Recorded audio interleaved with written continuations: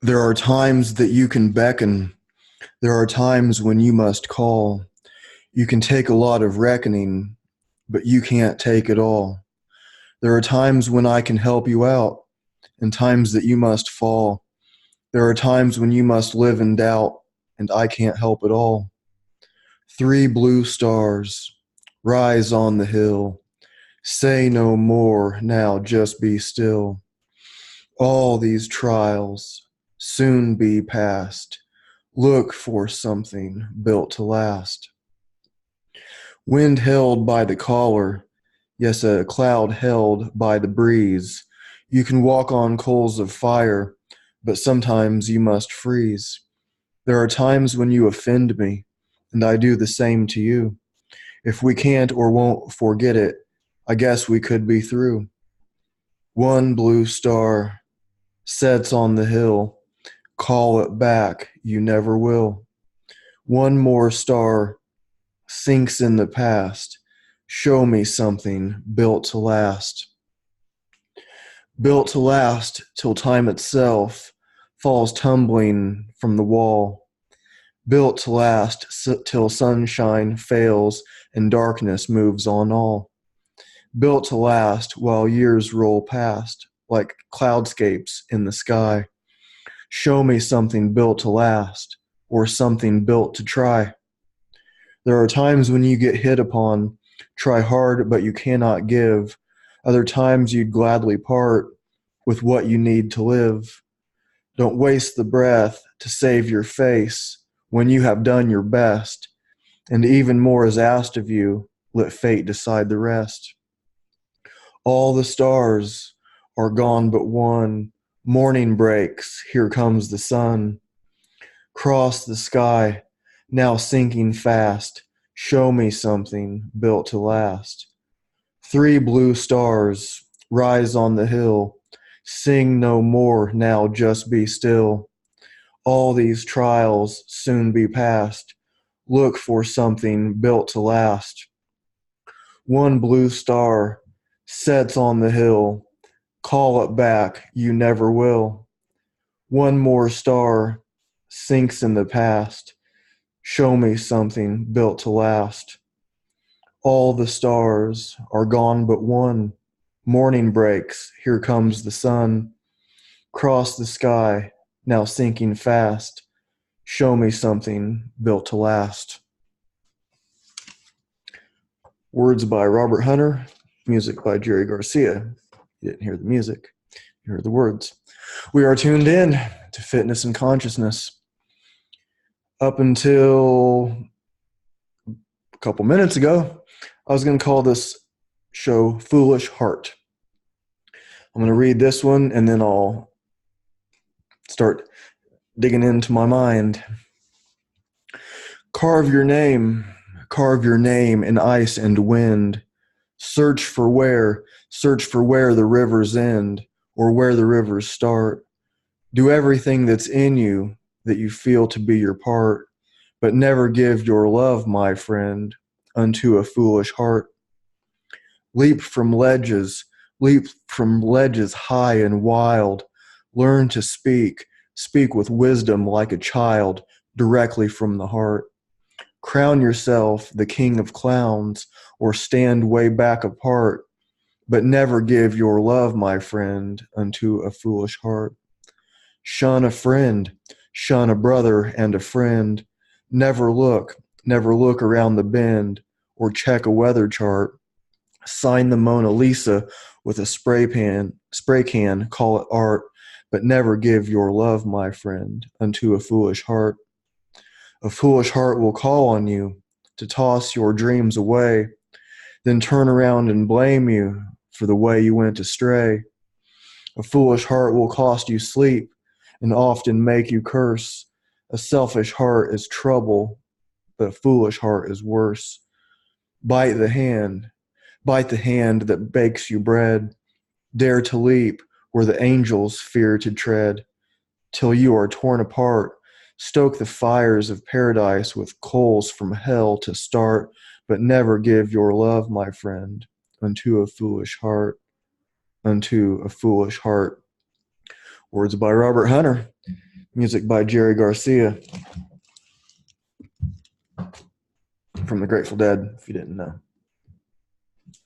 So this show, did I say a little bit ago? I'm going to call it either Built to Last or Foolish Heart. I haven't decided.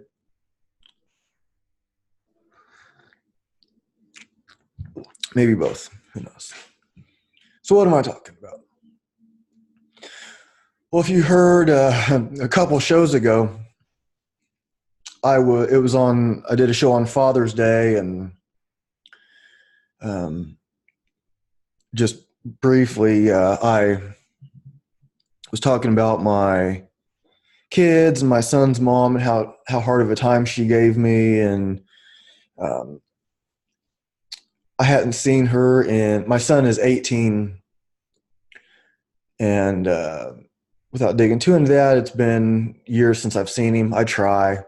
I send him messages regularly. He actually called me for just a brief moment the other day, and I'm not going to get into it again, but so I was talking about her on the air. Most of it was not exactly good stuff, but it was all true.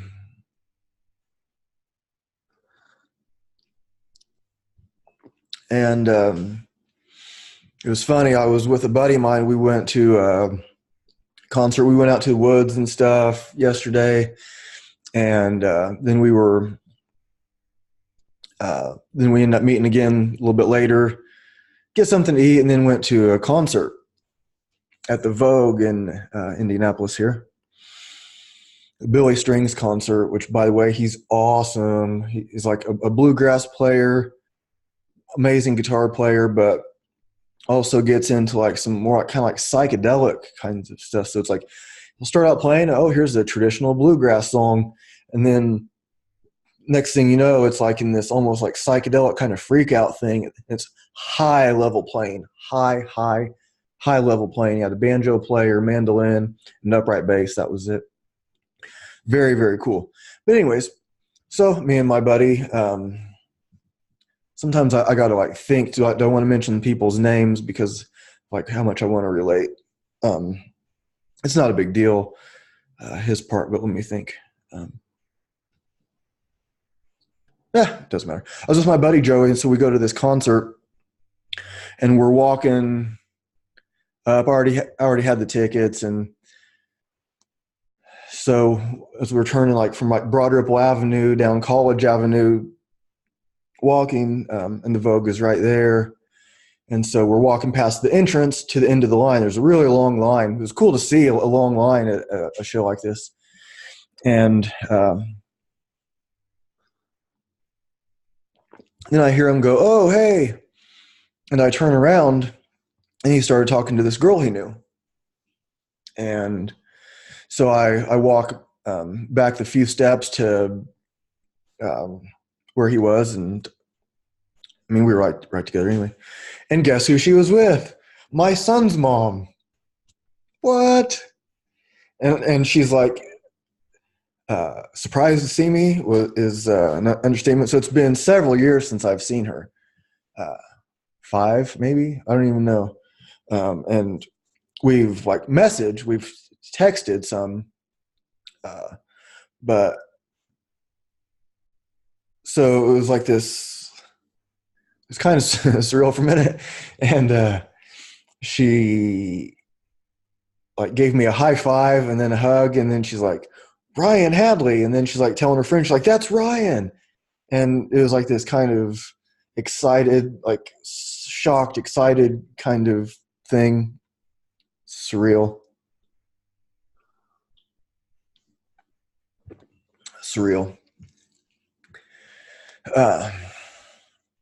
And so we kind of like cut the line. We were talking to them for a minute. And so I'm not going to dwell on her, but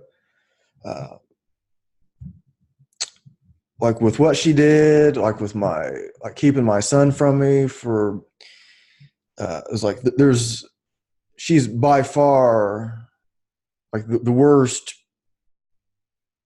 What do I want to say? Okay, this helps put it in perspective.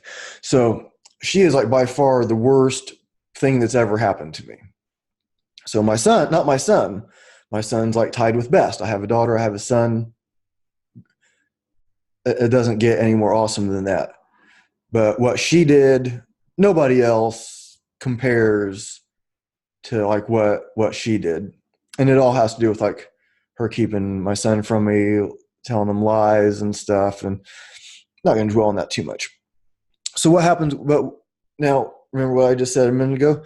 So we see each other and it was surreal, and give me a high five and a hug, and it's like this like kind of, I mean, I keep saying surreal. Maybe if I say it like a million times, you would kind of start to understand how surreal it was. But I'll try to leave it at that many. And so we're talking, and it's like, oh, I keep trying to get hold of him. Did you know he called me for just a brief moment? And she's like, no, I didn't know that. And so we kind of get to talking for a minute, and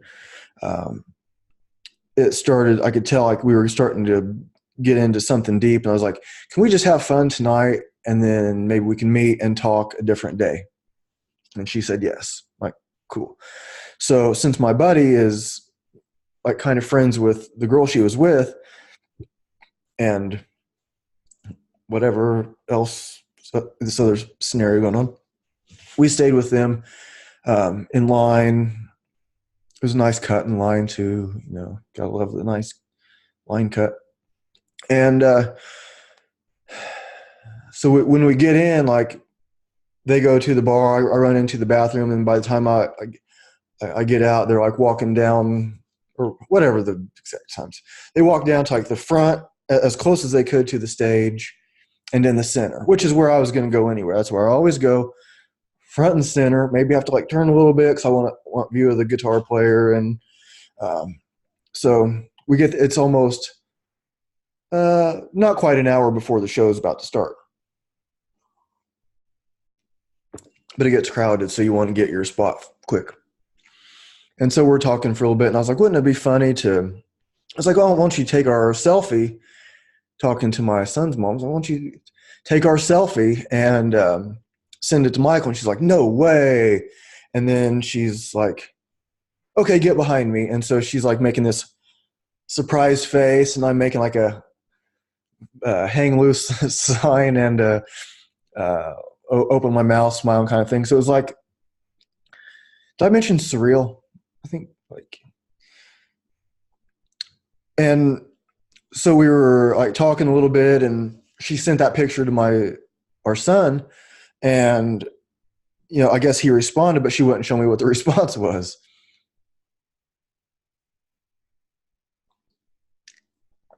And it was cool. We were like by each other, and then like as the concert went on, they kind of went not too far away from us, and I don't think it was even intentional. I'm probably just like getting like nudged and looking for like a better view and this kind of stuff. And it wasn't like we were with them. It was just like whatever. So if I'm saying like that she's the worst thing that's ever happened to me, I mean, besides my son giving me what's tied for the best. So like, what was going on at the concert? Why didn't I cuss her out? Why didn't she cuss me out? Why wasn't there some big drama? Well,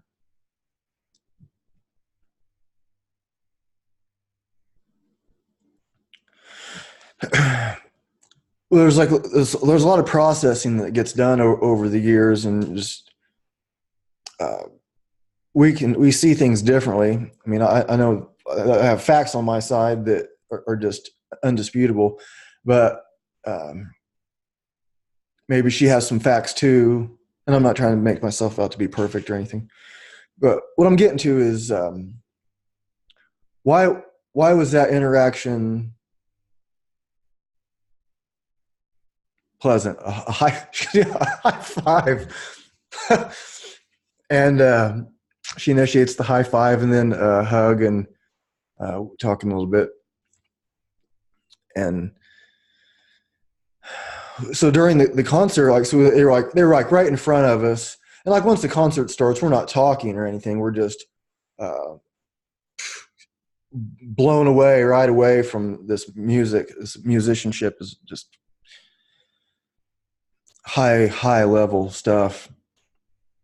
And as they kind of like naturally drifted away a little bit to get a better view, or whatever reason they were walking or slowly getting farther, which was just at the most like maybe 10 feet at the most away from us, I found myself like looking over towards her, um,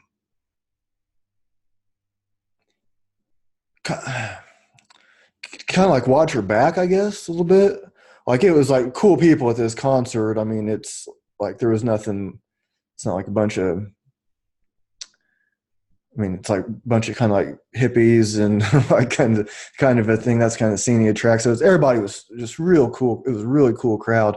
It was one of the best crowds. It was just a really great crowd. Sometimes people in the crowd can really ruin it. But I found myself kind of like watching her back, like, oh, there's this guy over there. Is he cool or not? Is he going to mess with her? Like, not that if she wanted to talk to some dude that it's any of my business, but if just kind of like watching her back, like making sure nothing happens that she doesn't want to happen. And nothing like that was even happening. And then I tell my buddy, I was like, just in case I forget, um, make sure we walk them to their car when we leave, when the show's over. And he's like, oh, yeah, of course, yeah. And uh, so the show ends. Awesome show. And so they start walking out. There are a few people ahead of us as we walk out. And I get up to her and I was like, oh, we're going to walk you to your car. It's like, are you driving now? Are you leaving now? And because it's kind of like in this bar district, so I didn't know if they were going to hang out somewhere else. So I asked if they was going to her car, and she said yes. I was like, okay, well, we're going to walk you to your car. She's like, no, we're just in the garage right across the street. And she's like, just kind of like insisted that she didn't need to, and it is right across the way. So it's not like dangerous like it would be. Like sometimes you park like in front of somebody's house down a block or two, and it's different. But I found myself to be like still protective of her. And it wasn't like I'm like watching all the girls there to make sure no guys mess with any girls that don't want it. It was just like just this natural thing. It was just a natural thing. It wasn't even it was something I caught myself doing after I looked over a few times and like, wait, what am I doing? Oh, okay. I still,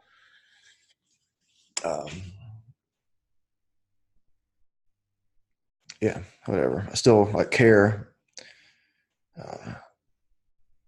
Not like, hey, maybe we can work it out and get back together, care. But maybe we can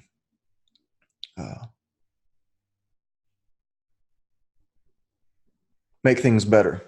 Ultimately, to like hang out with my son again, and he knows I'm trying. She knows I'm trying. Everybody knows I'm trying. And it wasn't like I did anything to deserve this anyway. He had some incorrect information given to him, and well, whatever. I described it a little bit a few shows ago. I'm not going to get into it now. This is all kind of like getting up to my kind of like setting the table a little bit for like this greater story, greater theme. So that was I read the songs "Built to Last" and "Foolish Heart."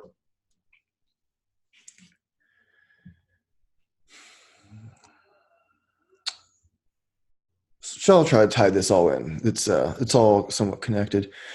There was there was this woman that I definitely don't want to give out her name or anything or try to give out how I know her, but let's just say we got into contact with each other, and we had an idea for this kind of like business thing. I'm not going to get any more specific than that. Just this kind of business thing. I'm always like looking into these different things to do. I'm always uh, I'm always looking for something to add to my income, add to my whatever it is I'm doing. I'm looking for interesting opportunities. And so her and I, under no, so we talked on the phone for a little bit about this business thing. And then we decided to she was, how do I say? Okay, yeah, I can do it. I just want to I want to make sure I respect, like, not telling who she is. So I was like, okay, we could meet for dinner. I don't know if I asked or she asked or brought it up first. Maybe it was me. I said, like, we were talking about getting together, and I was like, oh, do you like Thai food? That's what happened. And she said yes. And I was like, well, uh, she told me where she was going to be, and then I found a couple places that were near there, and so she picked this one. We met at this Thai place to talk about the business thing. Nothing like a date, nothing like, it was just to talk about this business thing. And but she's a woman. We're about the same age. I'm a man. I pretty sure she's single. I am, and so even though it's just a business thing, there's still that man, woman, same age, single. Uh, there's at least some sort of hint of a possibility, however faint, that something else could happen. Although that wasn't our intention. And so started getting into like what we're getting, and she's like, oh, I'm a vegetarian. And I was like, oh, cool, I'm a vegan. She's like, well, actually, I'm a vegan too. I'm like, okay, cool. And then she said sometimes, like, she'll occasionally eat cheese, but she doesn't really like to. Um, and so then uh, we finish up the dinner, and I was like, oh, there's a park not too far from here. Do you want to go walk around? And she's like, sure. And then she's like looking at her clock. She's like, well, I need to get back by this time. Do you want to just walk around here? And so we walked around this neighborhood by the restaurant, and we were having, it was a pretty personal conversation, and just getting to know each other. And we were walking around for, I don't know, half hour or so, maybe. And maybe a little more, I don't, somewhere in there. And so we leave, and then, how should I say? We had a couple like texts about this business thing, and then um, we were kind of going back and forth. And then she said something like, "I don't want to. I don't mean to be rude, but I don't want to keep texting. I want to. I don't want to spend so much time on my phone." I was like, "Oh, okay." I thought that was kind of a strange way to end it, because it seemed like the conversation was almost over anyway. But like, okay, no big deal. It wasn't. I didn't feel like either one of us. I didn't feel like I was like dragging it on or anything, and it was nothing like too personal or anything. It was just this stuff. And she sends me this message a couple days later, next day, a couple days later, that said she felt really bad because she ordered a cheese pizza, and she didn't want to tell other people about it because she didn't want to make non-vegans feel bad. She thought that because of these conversations that we've had before, like, so we got into like our philosophy and our thinking, and it was all just like friendly to me. Yeah, she's like attractive and stuff, but it wasn't like was like trying to make anything happen, and not trying to make anything happen. It was just, we were just met, just talking, no real intention of anything. And so this message, she's like, oh, basically like, I'm about the only person that she could tell because I would understand, and she didn't want to make non-vegans feel bad. And so she was like really upset about her decision to order this cheese pizza.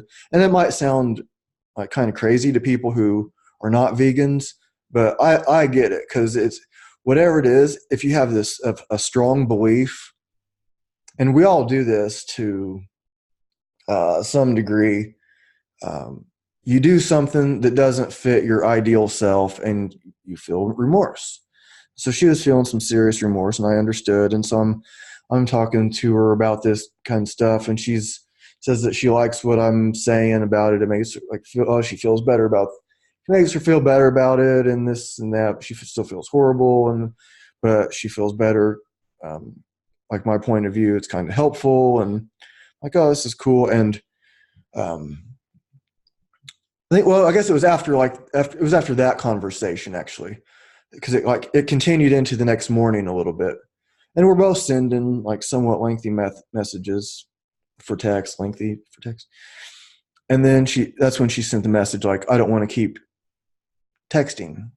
I don't want to spend so much time on the phone. I was like, okay, no problem. And then so like a couple days go by, and I sent her a message. I was like, sorry for the late notice. I know you're probably busy, but I'm going with a buddy to this concert. I told her the concert, and I was like, would you like to go? And she responded like, no. She's like, oh, thanks for the invitation, but I'm busy. And also something like, she thinks that I'm trying to connect more than, or hang out more than she is, or more than, yeah, something like that. And that she feels overwhelmed, and that like she would just like get back with me when like she's ready. And I'm like, what? But I didn't say anything. I just put, oh, I didn't mean to overwhelm. Okay. It's not like I was like obsessed. I didn't ask her out on a day. I was saying, I'm going with a friend to this concert. Do you want to go? I asked a few people if they wanted to go. And to me, it was just like, okay, here's this person who, after like a day or two of not communicating, sends me this message that's very personal. She did something that she regrets, and she wants to talk to me about it. And, connecting in this way. But then, like, somehow says she feels overwhelmed by me, like, asking her to go to the concert. Like, it's the only thing I asked her to do, besides maybe like that first dinner that we were both talking about this business thing. So it's like, I was really confused. But whatever she has going on, I'll respect that. It wasn't like I had like some big thing for her. I thought she was interesting, and it seemed like she thought I was interesting enough to like keep talking to, just like this friendly thing. But so foolish heart was what I was getting at. And even though like I didn't really have any kind of intentions with her,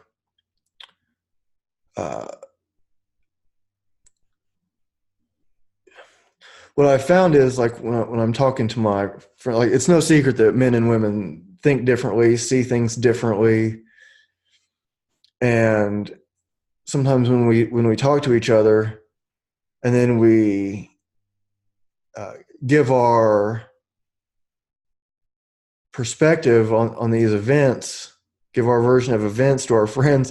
These are a lot different. Like the same event, man, woman, they go, something happens, they tell each other what happened, and it's like they weren't even in the same universe. And so, like the thing with my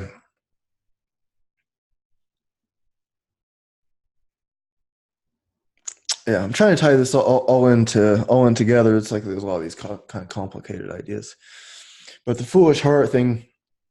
Uh, well, I'll just keep telling stories as it, and hopefully this will all kind of. I think people can relate to this. When we have relationships, this is the kind of stuff that happens. It's like one person's like, "What are you talking about?" And like this, what I think is this. I have this person's like opening up to me, and I don't think like, "Oh, whoa, this is getting too much." Like, okay, here's what I think, and you want to go to a concert? This is too much. She thinks that's too much. I don't know. But so as I was reading like Built to Last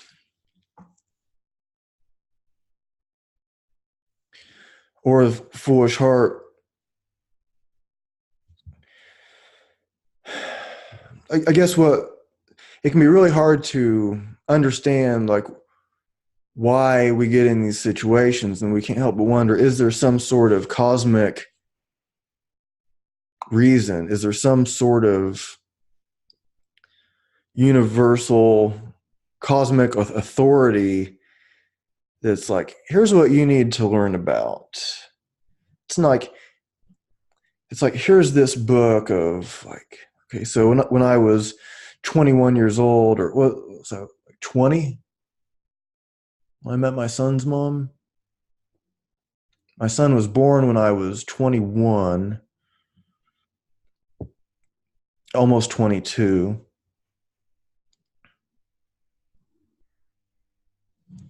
Whatever.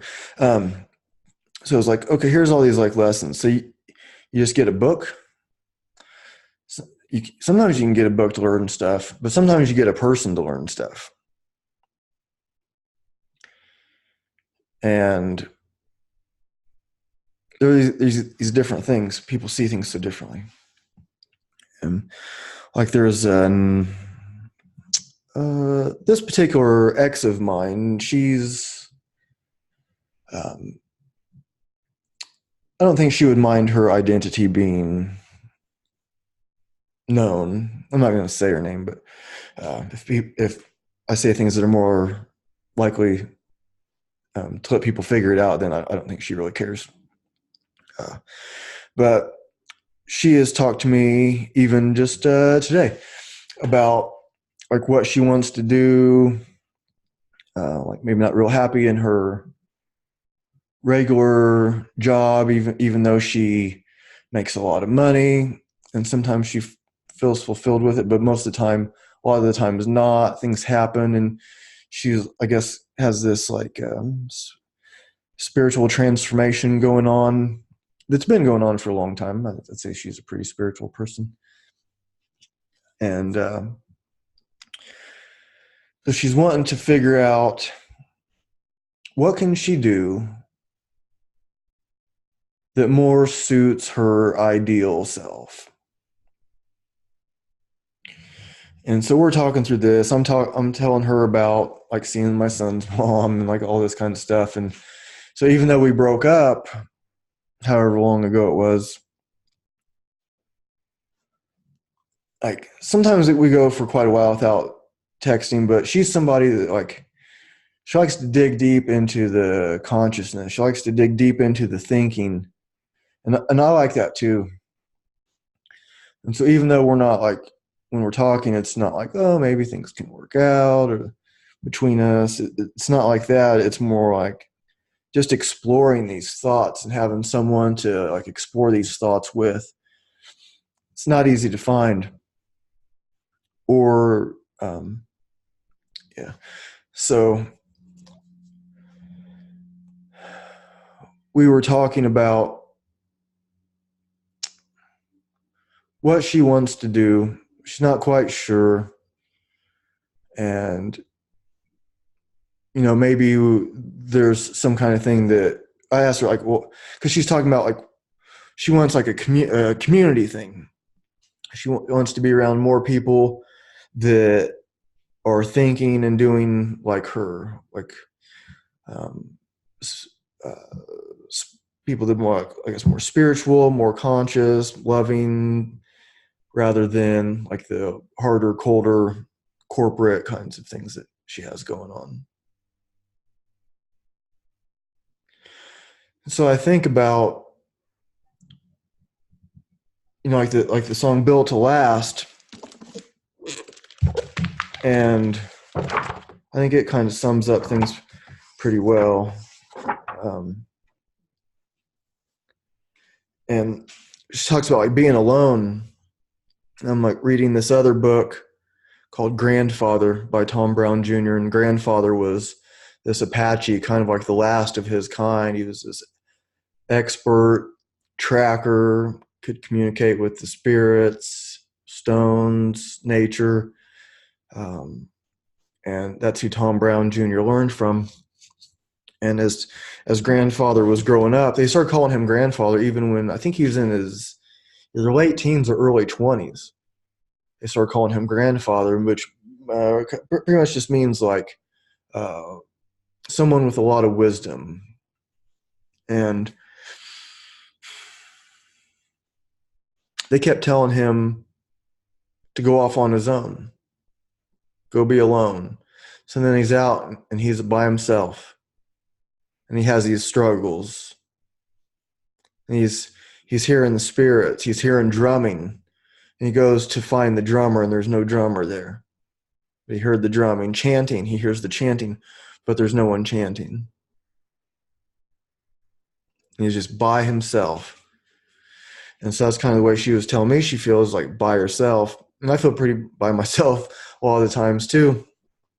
And I think oftentimes, when people choose this like spiritual path, you're given these challenges that are extreme. So I don't drink, I don't smoke. I'm just a couple of days short of 7 years. No drinking. I used to smoke weed. I haven't done that.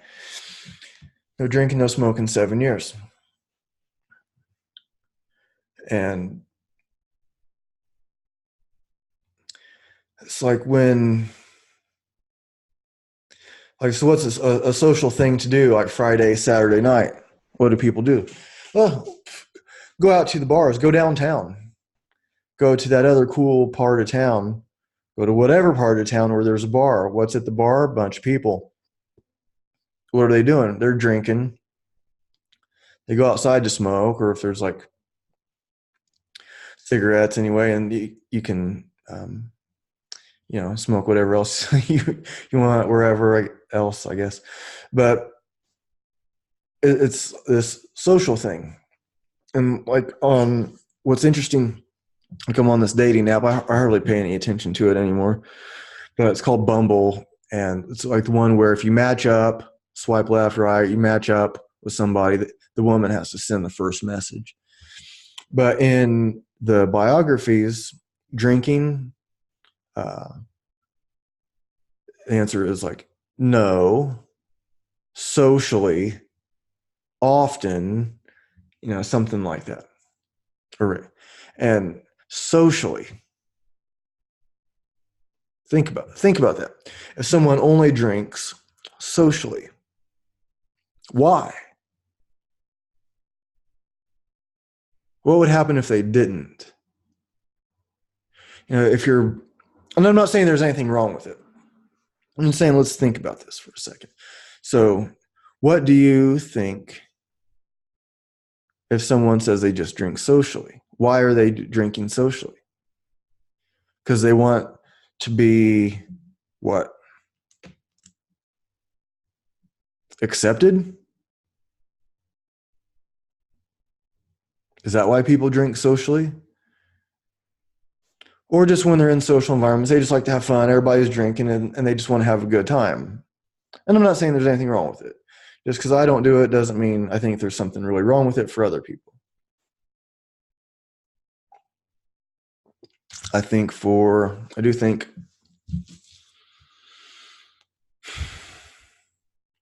for myself, if I want to get to the highest level that I can't drink, can't do anything like that.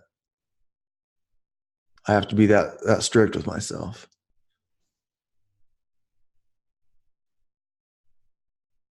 It's a very narrow path, what I'm talking about for myself. And it gets more narrow. It's more and more narrow.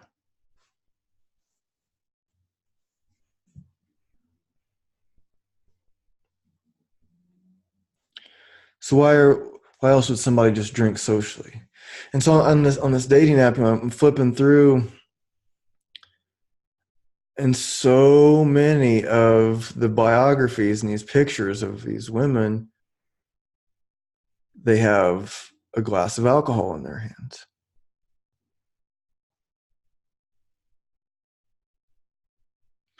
What other kinds of beverages do you think are in these pictures? Do you think there's a lot of women drinking a glass of water, and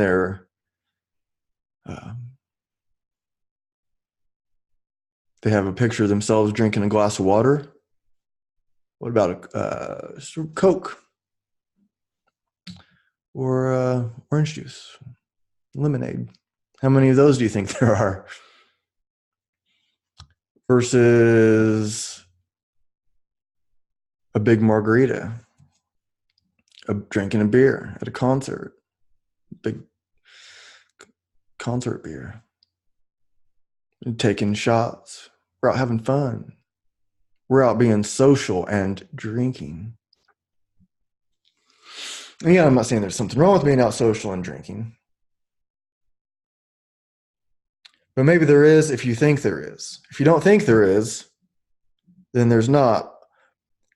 I think there is for me. I don't do it, but I'm not looking at other people like, you poor souls are all doing something bad. It's like people are just doing their thing. What was I talking about? Built to last. Foolish heart. Well, without me digging too much more into those songs, did I dig into them at all besides reading them? What do you have in your life that's like that? So have you given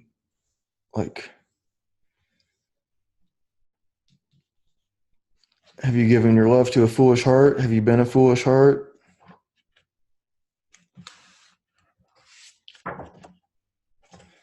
There's something else I wanted to read in here. I just got this Grateful Dead lyric book back from the library. This relates to the ex of mine, and that I was just talking about wanting to do something that more suits her higher purpose.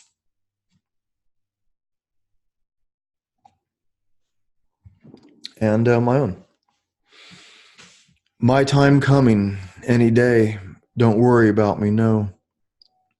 Been so long I felt this way. Ain't in no hurry, no. Rainbows end down that highway where ocean breezes blow. My time coming, voices saying, they tell me where to go. Don't worry about me, no, no. Don't worry about me, no. And I'm in no hurry, no, no, no. I know where to go. California, preaching on the burning shore. California, I'll be knocking on the golden door. Like an angel, standing in a shaft of light, rising up to paradise. I know I'm gonna shine. My time coming any day, don't worry about me, no. It's gonna be just like they say, them voices tell me so. Seems so long I felt this way, and time sure passing slow. Still I know I lead the way, they tell me where I go. Don't worry about me, no, no. Don't worry about me, no. And I'm in no hurry, no, no, no. I know where to go. California, a prophet on the burning shore. California, I'll be knocking on the golden door, like an angel standing in a shaft of light, rising up to paradise. I know I'm gonna shine. You've all been asleep. You would not believe me. Them voices tell me you will soon receive me. We're standing on the beach. The sea will part for me. Fire burning, fire wheel burning in the air. And you will follow me. And we will ride to glory way up the middle of the air. And I'll call down thunder and speak the same. And my word fills the sky with flame. And might and glory gonna be my name. And men gonna light my way. My time coming any day. Don't worry about me, no. It's gonna be just like they say. Them voices tell me so. Seems so long I felt this way, and time sure passing slow. My time coming any day. Don't worry about me, no.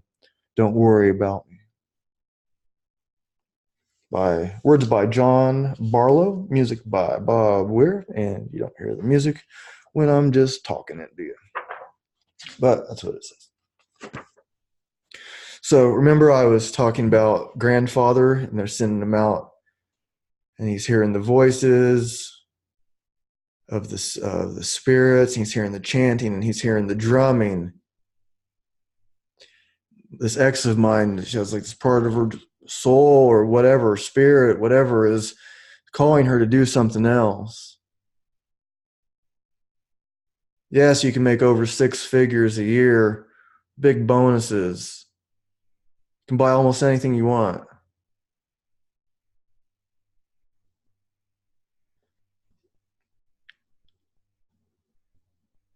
And it's not what you want. And there is, be able to support the kids well, get good education, give them a good start. So sometimes we sacrifice what we want to do to give our kids what they want. But then it's a spiritual quest. So yes, I have my own business. I'm a strength and conditioning instructor. I do what I wanted to do. I have clients. I have my own place. I have an awesome partner in the business, and it's like and I still work at a factory too. I work from 5 in the morning until 1 in the afternoon, and then I start with my clients in the afternoons and evenings.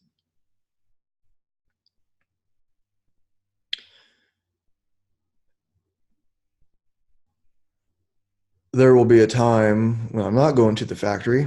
I don't know when that will be. When my alarm clock goes off at 4 o'clock in the morning, do you think I'm real excited about going to there?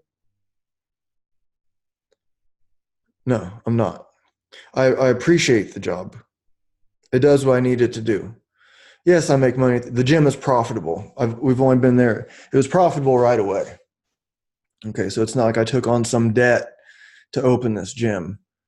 When I went from being an independent contractor at other gyms to opening my own, it was profitable right away. Even like the first month, it was profitable.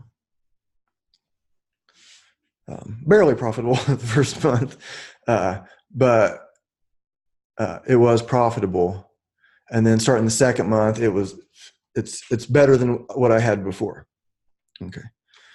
So, but I still go to this factory. There's reasons why. It's nice and stable. It does what I need to do. The pay is decent. The people are pretty cool. It's not such a hard job. It's not my passion, but there's like that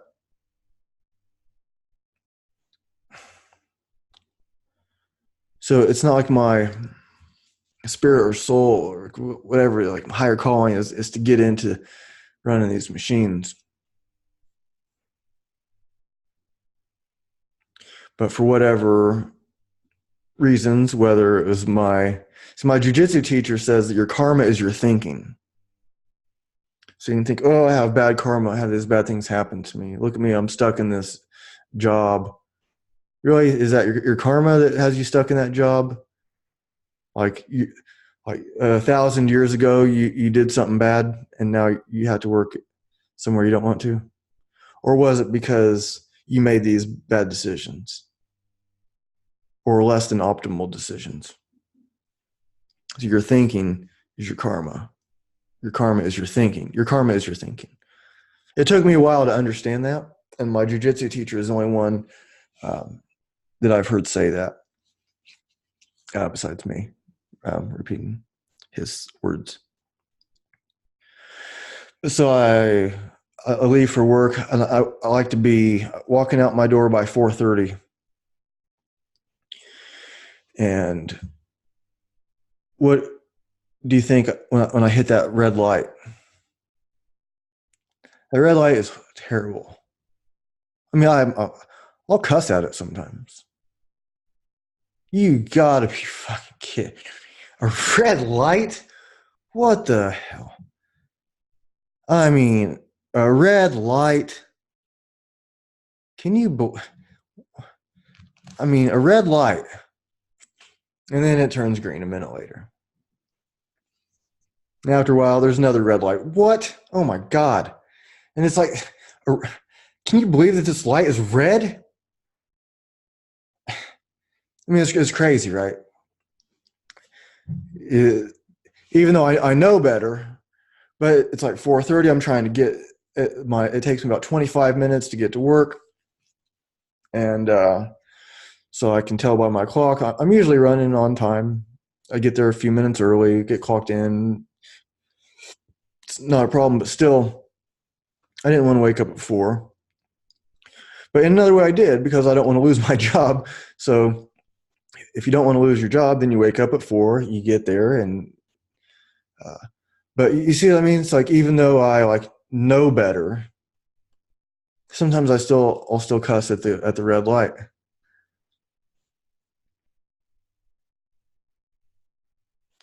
And it's like what my ex was talking about. She's like, well, why can't we just like do what we want? And she knows the answers to this stuff, that we're just letting these thoughts out, thinking like, why can't we just do what we love? And she doesn't like this concept of money.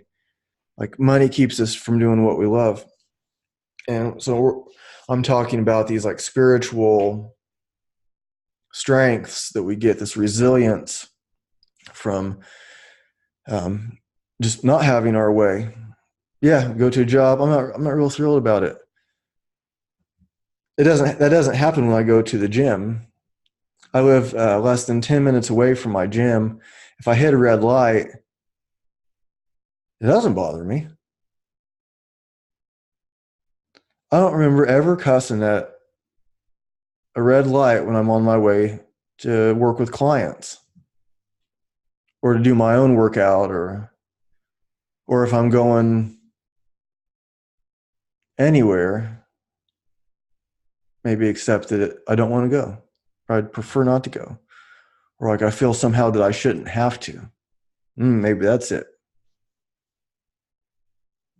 That's part of it. There could be exceptions to that, but let's look into that. And so, even though I would hate to admit it, am I admitting it now? Somehow think I'm above this factory job, that I should just be doing only what I want, and I should just have what I want because I'm so great.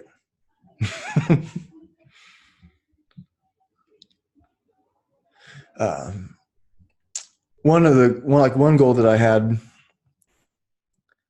and I do feel lucky to have my regular job, actually, most of the time. It's like a balance. But like, one goal that I had for this podcast was I wanted it to be profitable in a year. That was the goal that I made. it doesn't cost me very much to do the show, but I want it to be profitable in a year, and I'm not quite there. I make not quite half as much as what it costs, which isn't hardly anything. But a year goes by and I wasn't profitable.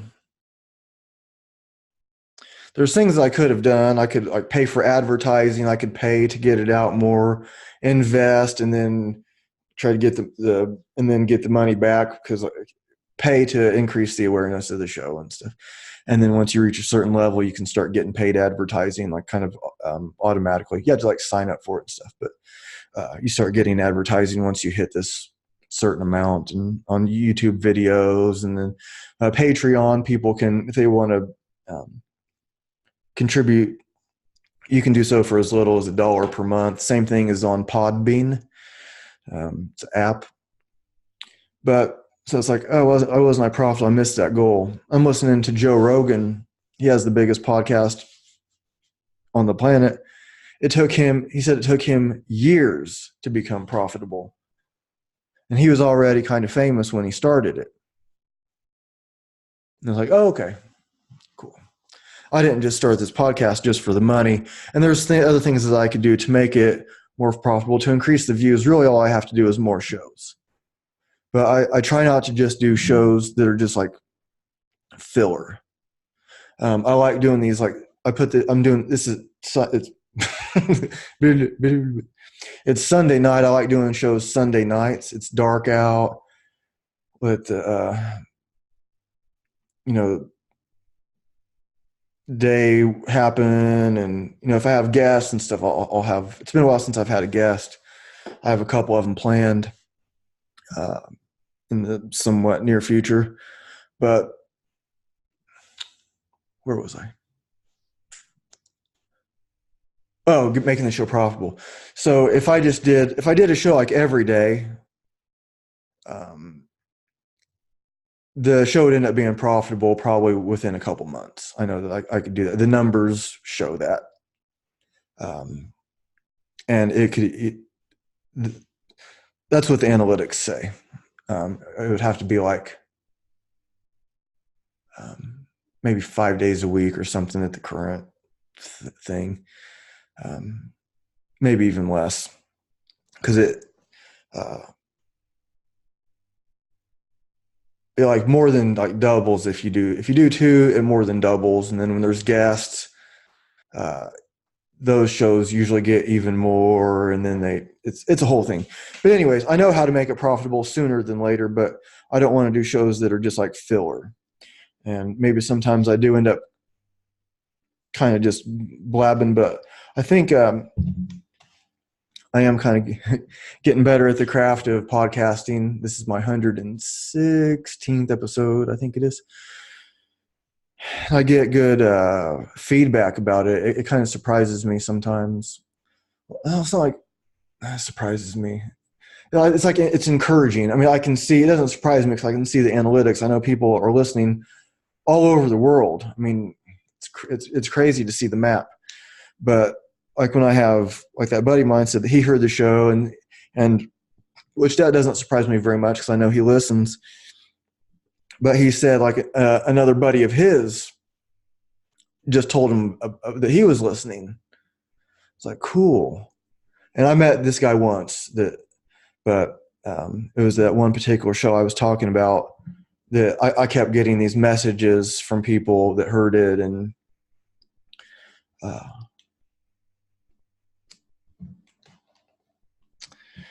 anyways. Let my inspiration flow in token rhyme, suggesting rhythm that will not forsake me till my tale is told and done.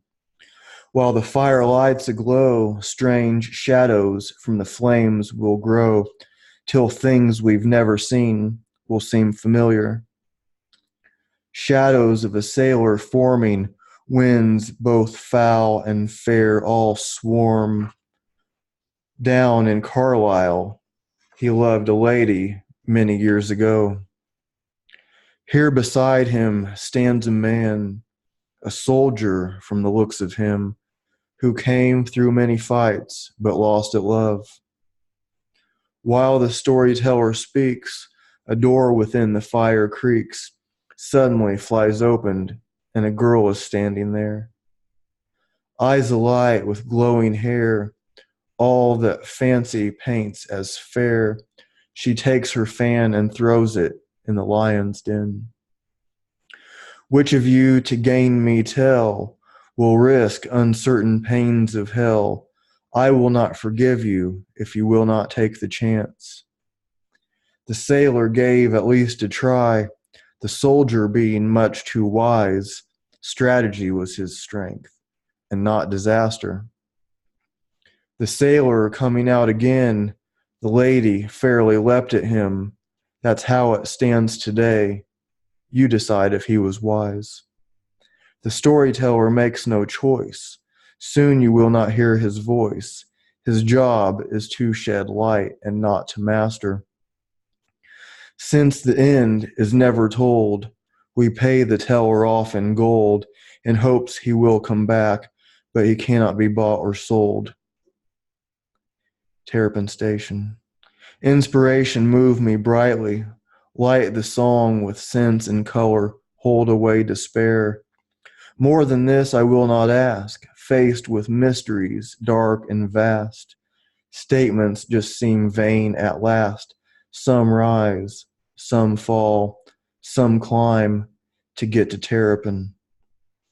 Counting stars by candlelight, all are dim but one is bright. The spiral light of Venus, rising first and shining best. From the northwest corner of a brand new crescent moon, crickets and cicadas sing a rare and different tune. Terrapin Station.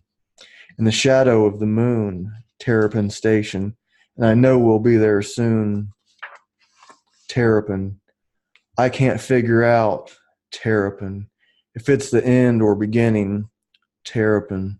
But the train's put its brakes on, and the whistle is screaming. Terrapin. At a siding. While you were gone, those spaces filled with darkness, the obvious was hidden with nothing to believe in. The compass always points to Terrapin. Soul and wings of fortune beat like rain. You're back in Terrapin for good or ill again, for good or ill again. Words by Robert Hunter, music by Jerry Garcia.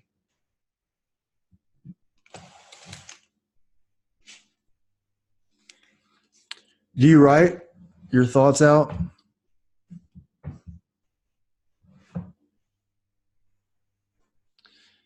When you have dreams, you write them down. Maybe these are the ones that you have when you're asleep. Maybe the ones you have when you're awake.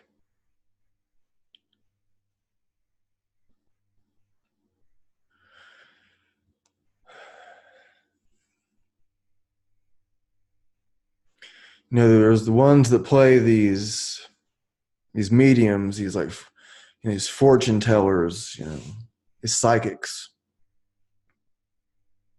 Do you believe in psychics?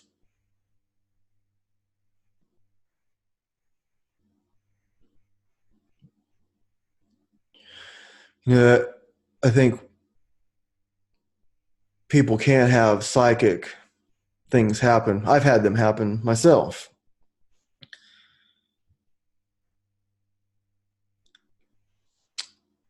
But I'm not going to charge somebody to do a psychic phone call for them or read their palms,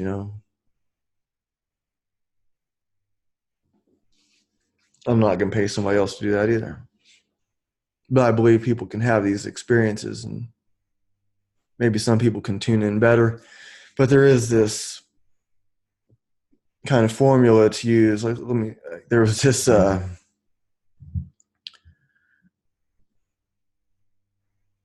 forget who was telling me about it, but she was in her. Was it like? I think I remember, but I could be wrong. I remember the story though.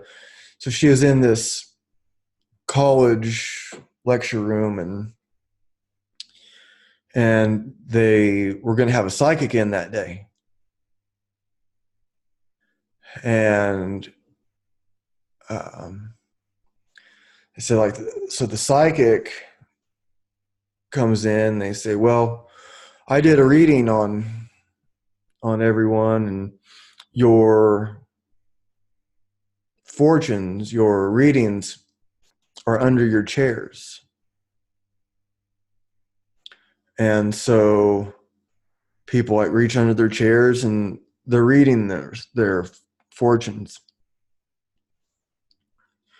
And this one woman in the class, I guess she starts crying, and she's like, starts spilling her guts about these very personal things that happen. She's crying. She can't believe how great this psychic is. And then it got a little awkward because everybody got the same piece of paper. You know, like some people are believers, some people not, some people are, but what this, so it was like, well, they're all the same. So you could do this like psychic reading for everybody. I feel like you're thinking of making some kind of a change. Like, is there somebody like new in your life? Or are you thinking about making a career change? Or, you know, you can do these like readings that are like really generic.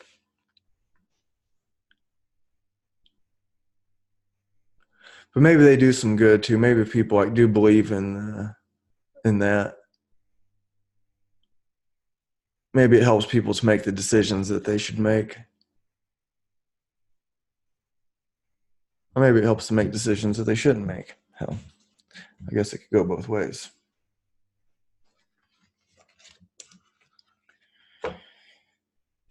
So,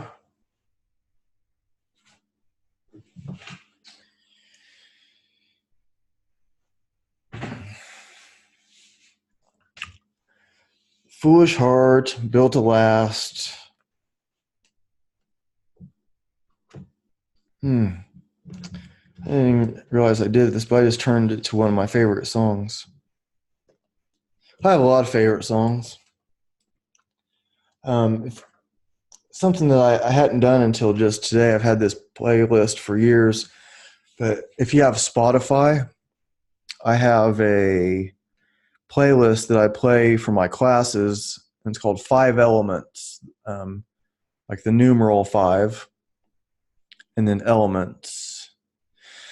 And it's like over 400 and some songs, and they're what I use for my training sessions. And so, like, there might be some Sanskrit mantras. There are Sanskrit mantras, but then there's like stuff from like the Rocky soundtrack and Grateful Dead and Pink Floyd and Joe Bonamassa, Johnny Lang, native drumming. It's like native from Africa, native from America. There's songs in different languages, and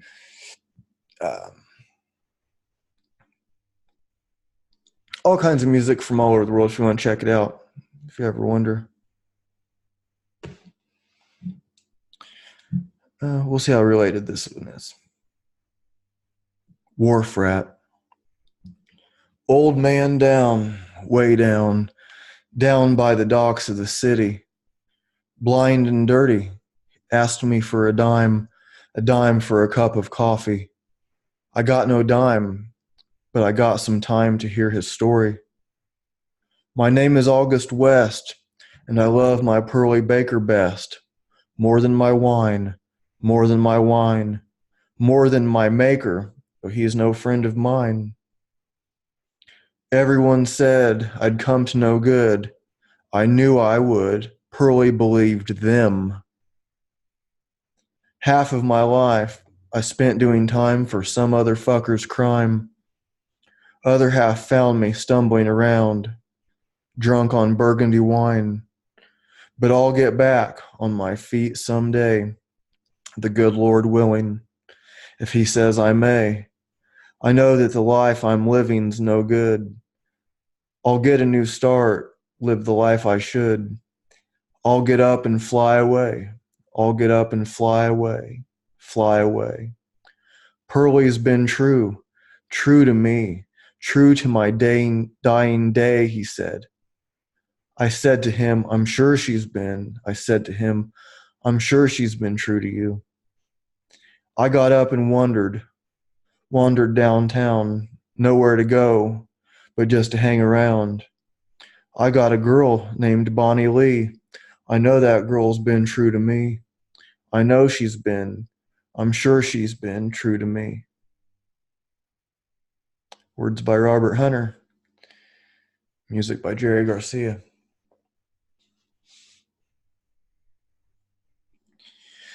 All right, some of these ideas, this idea that just popped into my mind is like sometimes when I'm trying to explain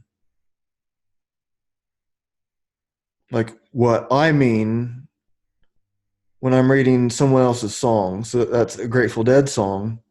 I'm reading it for a reason. I love that song. Those other songs, I love pretty much all the Grateful Dead songs, but some of them a lot more than others. But sometimes I don't have a good, I can't quite articulate what I'm trying to say. I can kind of like try to tie these stories together. But I'm also counting on the audience to fill in some gaps. So do you fill in the gaps yourself? You know, I'm trying to get these thoughts across.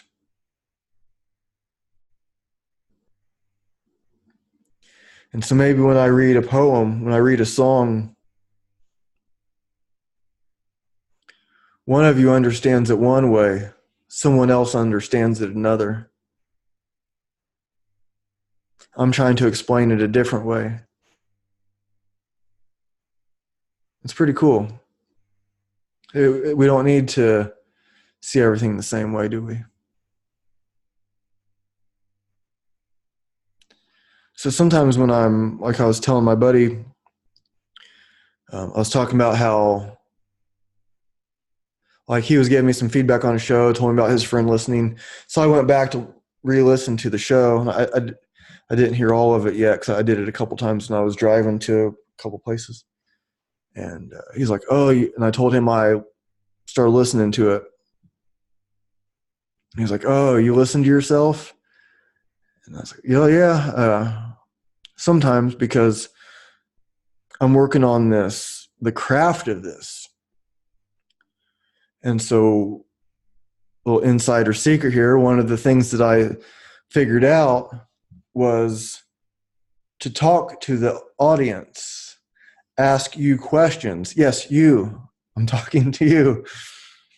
You know, when I'm asking you, how do you feel when I read that song? What's it remind you of? I'm talking to you. The thousands of people that could be listening over months and days and years and whatever. 10 years from now, somebody listens to this. Yes, you. When I'm re-listening to this myself, I'm talking to you too, me.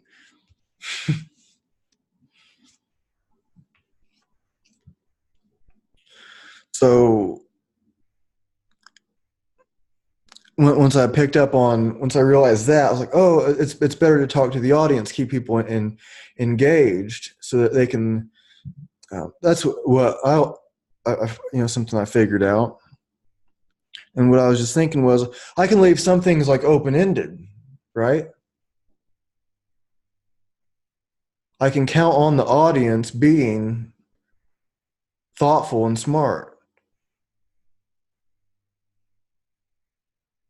I can count on that.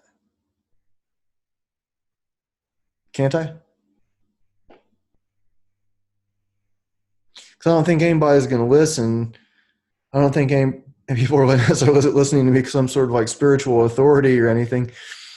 But I'm reading spiritual books. I'm reading poems. I'm reading through songs, and I'm talking about spiritual things, real life things. I give very personal details on this show that I think people can relate to. People can relate to. Not that I think they can. I know they can. So maybe I can just leave some things more open-ended. Just say it.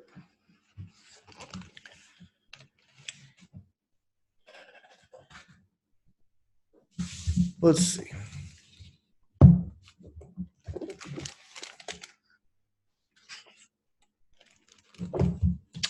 Let's read one more thing. I'm going to pick it randomly from Solzhenitsyn. Or well, let's see. Maybe I want to do a. What do I want to do here?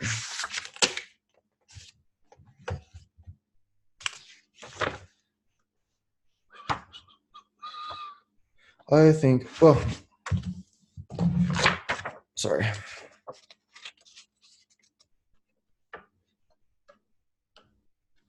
Oh. I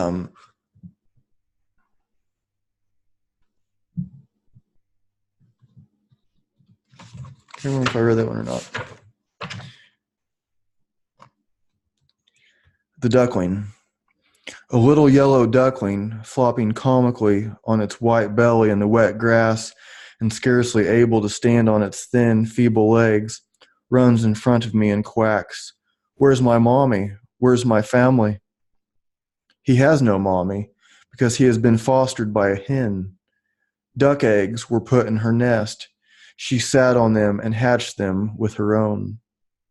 To shelter them from bad weather, their home, an upturned basket without a bottom, had been moved into a shed and covered with sacking. They are all in there, but this one is lost. Come on then, little thing, let me take you in my hand. What keeps it alive? It weighs nothing. Its little black eyes are like beads. Its feet are like sparrow's feet. The slightest squeeze, and it would be no more. Yet it is warm with life. Its little beak is pale pink and slightly splayed like a manicured fingernail. Its feet are already webbed. There is yellow among its feathers, and its downy wings are starting to protrude. Its personality already sets it apart from its foster brothers. And we men will soon be flying to Venus. If we all pooled our efforts, we could plow up the whole world in 20 minutes. Yet with all our atomic might, we shall never, never, never be able to make this feeble speck of a yellow duckling in a test tube. Even if we were given the feathers and bones, we could never put such a creature together. It's Alexander Solzhenitsyn.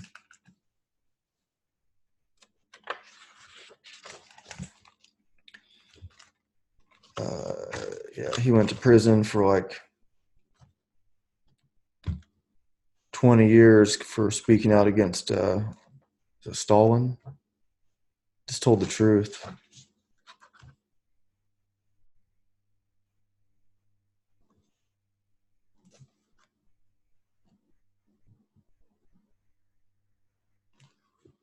One more thing and I'll wrap it up. And I never read that one before. Some of these things I'm reading for the first time on the show. A Journey Along the Oka. I haven't read this. Traveling along country roads in central Russia, you begin to understand why the Russian countryside has such a soothing effect. It is because of its churches. They rise over ridge and hillside, descending towards wide rivers like red and white princesses, towering above the thatch and wooden huts of everyday life with their slender carved and fretted belfries. From far away they greet each other. From distant unseen villages they rise toward the same sky. Wherever you may wander, over field or pasture, many miles from any homestead, you are never alone. Above the wall of trees, above the hayricks, even above the curve of the earth itself, The dome of a belfry is always beckoning to you from Borky, Levetsky, Lubici, or Gavrilovsko. Terrible pronouncing those, I'm sure. But as soon as you enter a village, you realize that the churches which welcome you from afar are no longer living. Their crosses have long since been bent or broken off. The dome with its peeling paint reveals its rusty rib cage. Weeds grow on the roofs and in the cracks of the walls. The cemetery is hardly ever cared for, its crosses knocked over and its graves ransacked. The icons behind the altar have faded from a decade of rain and are scrawled with obscene graffiti. In the porch, there are barrels of salt and a tractor is swinging round towards them, or a lorry is backing up to the vestry door to collect some sacks. In one church, machine tools are humming away. Another stands silent, simply locked up. Others have been turned into clubs where propaganda beatings are held. We will all achieve high yields of milk, or films shown, poem about the sea, the great adventure.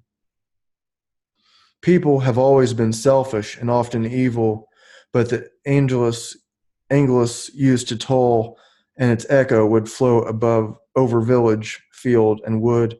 It reminded man that he must abandon his trivial earthly cares and give up 1 hour of his thoughts to life eternal.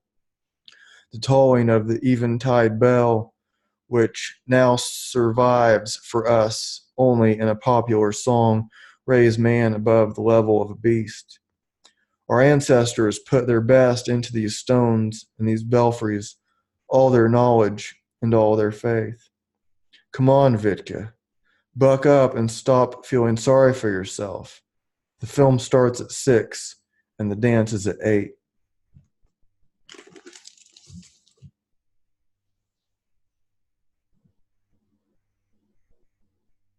Sometimes I just trust. No, I read a lot of these random things. Like, so today I picked out all but one of those Grateful Dead songs before the show started. And I just opened it up to the Solzhenitsyn. On some shows, I make like a lot of notes. And on some, I don't make any notes. And it's not that I'm not prepared. I'm preparing, like I'm thinking about it all the time. And then I wait until I think it's right to do. I set it up. I burn some incense. I burn sage. I make my coffee. And what I do, I use a French press for the coffee. And so, like, while it's steeping or whatever, getting stronger in the pot before I pour it, I'm getting the incense going. That takes a few minutes, and I get the windows closed if they're open, and get everything ready. And I pour my coffee, and then I take a drink of coffee, and when I put it down, then I'm ready. And I just kind of like trust that it'll work. Read some random thing from the Tao, read some ancient poem, read some not so ancient poem, song. I just like trust that it'll work.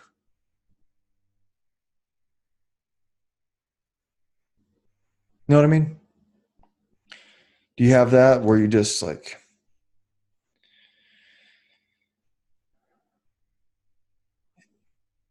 maybe you play guitar, or maybe you do something, maybe it's as simple as like taking your kids out to play. Do you have every step of that figured out?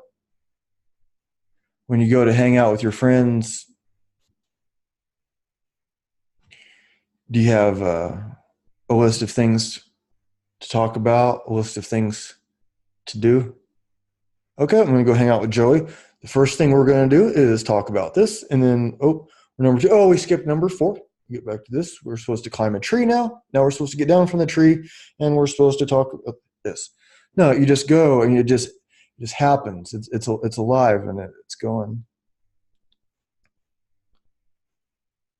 So I get a lot of good feedback from the show, and I appreciate people tuning in. Um,